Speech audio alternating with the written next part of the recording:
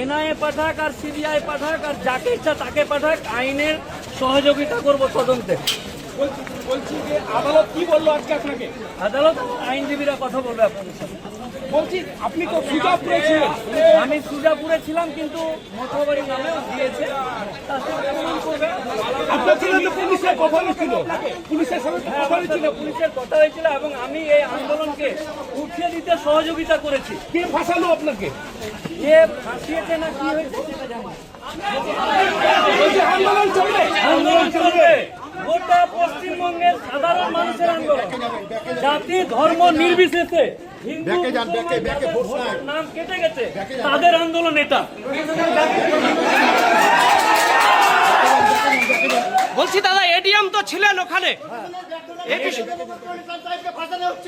ATM এবং এসপির উপস্থিতিতে এই সব হয়েছে, তারা সবই জানে। তাহলে দাদা কার চক্রান্ত চলছে? রাজ্যের সাধারণ মানুষ, জাতি ধর্ম, হিন্দু মুসলমান যাদের নাম ভোটার লিস্ট থেকে বাদ চলে গেছে তাদের এটা সাধারণ মানুষের আন্দোলন। সাধারণ মানুষ আন্দোলন চালাবে ইনশাল্লাহ। এনআইএ পাঠাক আর সিবিআই পাঠাক আর যাকে ইচ্ছা তাকে পাঠাক, আইনের সহযোগিতা করব তদন্তে। বলছি যে আদালত কি বললো আজকে আপনাকে? আদালত আইনজীবীরা কথা বলবে আপনাদের সাথে। বলছি আপনি তো সুজাপুরে ছিলেন। আমি সুজাপুরে ছিলাম, কিন্তু মঠবাড়ি নামেও দিয়েছে। তার সাথে প্রমাণ করবে। আপনার ছিল তো পুলিশের কথা হয়েছিল, পুলিশের সঙ্গে কথা হয়েছিল, পুলিশের কথা হয়েছিল এবং আমি এই আন্দোলনকে উঠিয়ে দিতে সহযোগিতা করেছি। কে ফাঁসালো আপনাকে? কে ফাঁসিয়েছে না কি হয়েছে সেটা জানি না।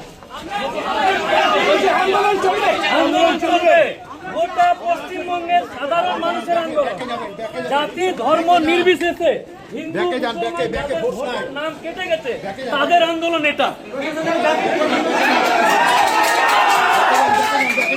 বলছি দাদা, এডিএম তো ছিলেন ওখানে, এটিএম এবং এসপির উপস্থিতিতে এই সব হয়েছে, তারা সবই জানে। তাহলে দাদা কার চক্রান্ত চলছে? রাজ্যের সাধারণ মানুষ, জাতি ধর্ম, হিন্দু মুসলমান যাদের নাম ভোটার লিস্ট থেকে বাদ চলে গেছে তাদের এটা সাধারণ মানুষের আন্দোলন।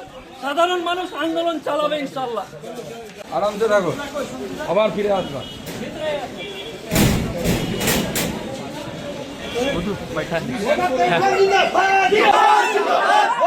জিন্দাবাদ